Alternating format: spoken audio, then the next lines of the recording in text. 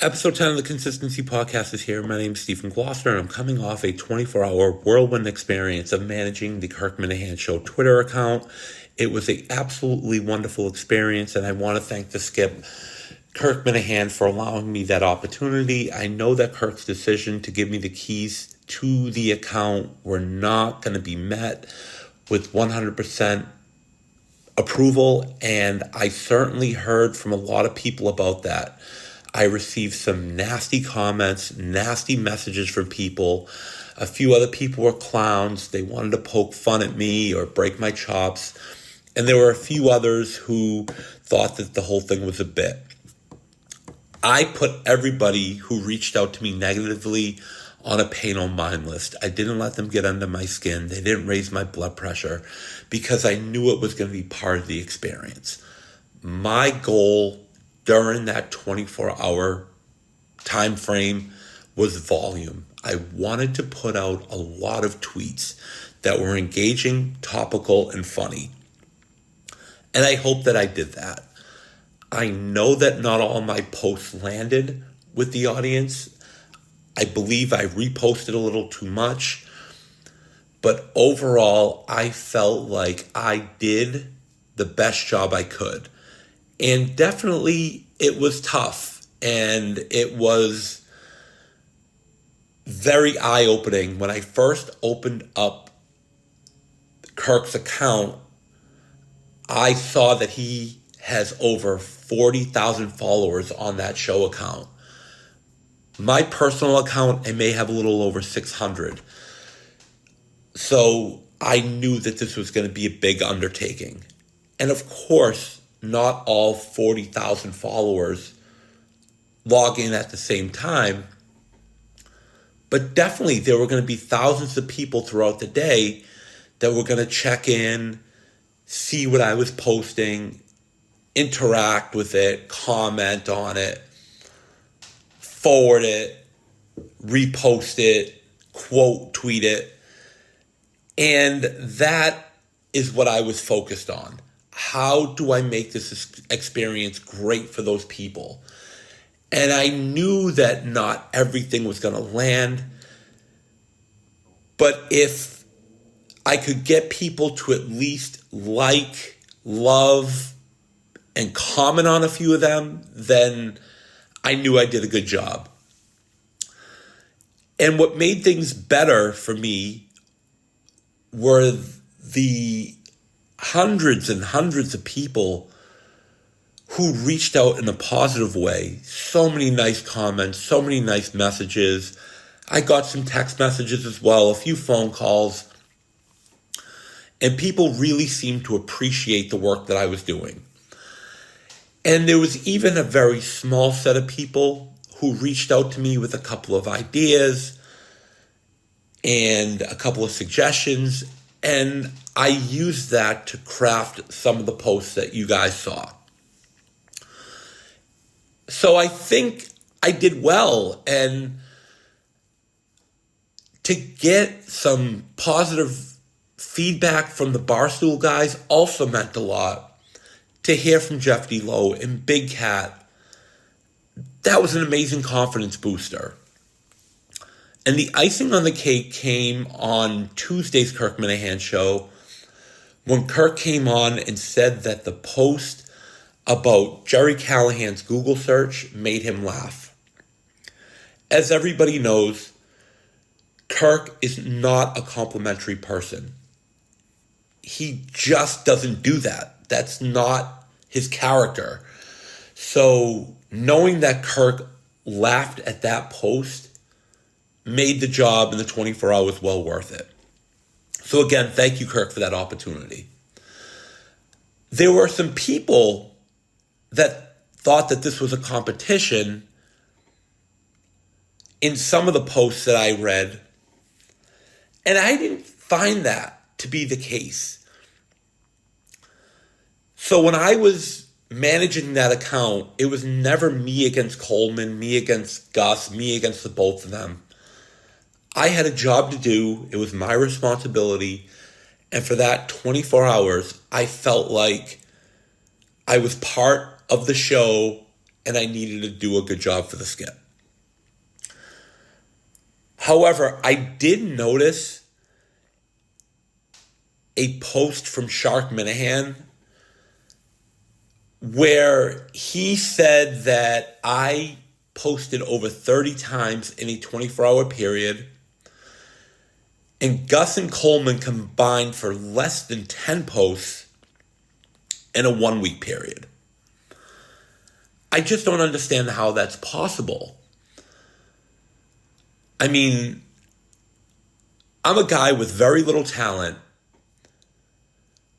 who was sitting at his kitchen table in Gloucester, and I was able to put out over 30 posts in 24 hours. You mean it to tell me that those two guys can't put out 5 to 10 posts during each day? That just doesn't make any sense. But then again, I just don't think Twitter has ever been a focus of any of the producers. Steve Robertson didn't post a lot. Dave Cullinane didn't post a lot. And these guys don't post a lot. And I really don't think that they're doing a service to the Minifans when they don't post. Because there is a lot of interaction on Twitter. And there's a lot of engagement on each tweet. Shark Minahan also mentioned that my engagement counts were astronomically higher than Gus and Coleman. And I know I had a couple of tweets that skewed that number. The Tommy DeVito tweet and the Gussie bullshit Trump tweet made the engagements higher because I'm sure there are people out there that have DeVito and Trump as alerts. So whenever there's tweets about them, they want to see what that's about. But I tried to make things funny and creative, and looking back at what Gus and Coleman have done, I just don't see that. So I'm wondering what those two can do to spruce it up a bit. There are some amazing and funny people out in the network that you can always reach out and help. People want to see this show continue to be successful. But unless these guys give Twitter more attention, they're never going to see that. And I know that there's a lot going on with that show. They have to produce the show on a daily basis. There are preparations for live shows. There are requests from the Skip or from Barstool that they need to fulfill. But I don't think that what we saw in that 24-hour period was a competition. But what I think that may have been was a wake-up call to the guys that they need to tweet a little bit more, because the fans are entitled to that and they deserve it. So again, it wasn't a competition between me and the guys, but I think it was Kirk's way of signaling to them that they need to do more when it comes to Twitter. And I really hope that happens going forward. And if the guys need me to fill in, I'm more than happy to do so. If they want me to take over the account during the weekdays, 1 or 2 days, I'm here. If they need me on the weekends, I'm here. All they need to do is reach out and ask. I'll be more than willing to help.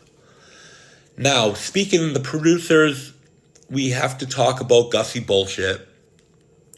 And I know I'm going to be adding gasoline to the fire, but Gus has really had a bad calendar week. He lied at the bowling alley when Kane is Abel had said that he saw Gus smoking a joint, and Gus on the show said it was tobacco. Obviously, anybody in that position is going to say it was tobacco because Kirk is anti-marijuana, anti-drugs, anti-alcohol. So anybody put on the spot is going to lie. I don't blame him. I probably would have done the same, as would a lot of people. But then he was called out on Tuesday's show for not being prepared. Kirk said that Gus doesn't seem to listen to any of his clips before he brings them up as topics on the show. Kirk also said that Gus is not prepared at all. He seems lazy. And again, Gus had to fumble and try to, excuse himself for what he was doing. And I don't think that Kirk bought it, to the point where he asked Justin Trudell and Blind Mike if he should fire Gus. And of course, we knew how things were going to unravel from there. Justin and Mike talked Kirk out of it. But everybody knew that he wasn't going to fire Gus because we've heard that same song and dance a lot of times. Then on Tuesday night, to cap it off, Blind Mike went onto Twitter and said that Gus has been lying about timestamps and who he's getting that information from. Timestamps are a producer thing that they do behind the glass to mark down certain points of each show. And I guess Gus has been lying about that to Kirk as well. So what can we do with Gussie bullshit? He just isn't a good producer. I have said that since day one. He pulled the wool over the Skip's eyes and he lied his way to this position. Kirk had better options on stage that night to be a producer. John from Scranton, Mick, and even Mike Montante could have been better in that producer chair other than Gussie bullshit. And I think that any one of those three guys paired with Coleman would have been the better option for the show. And we know Kirk isn't going to get rid of Gus. It's just not going to happen. And I know I'm going to be contradicting myself. I actually don't want that to happen. I think that Gus should be more of a content creator. That is something that Rico Bosco had mentioned last week on the Kirk Minihane show. Kirk said that he agreed with Rico and wonders why Gus isn't doing more content because that's what Kirk wants. So I'm wondering if the chess pieces could be moved around on the board and Gus can do more content, do some man on the street, come up with more ideas, maybe sit in one of the chairs in studio during the show and be on the mic for a couple hours. I think that would better position Gus to have a good career with the show, because right now he's just not a producer. And I think that if you gave him Truth Serum, he would admit that he's over his head and he's not been telling the truth in order to save his job.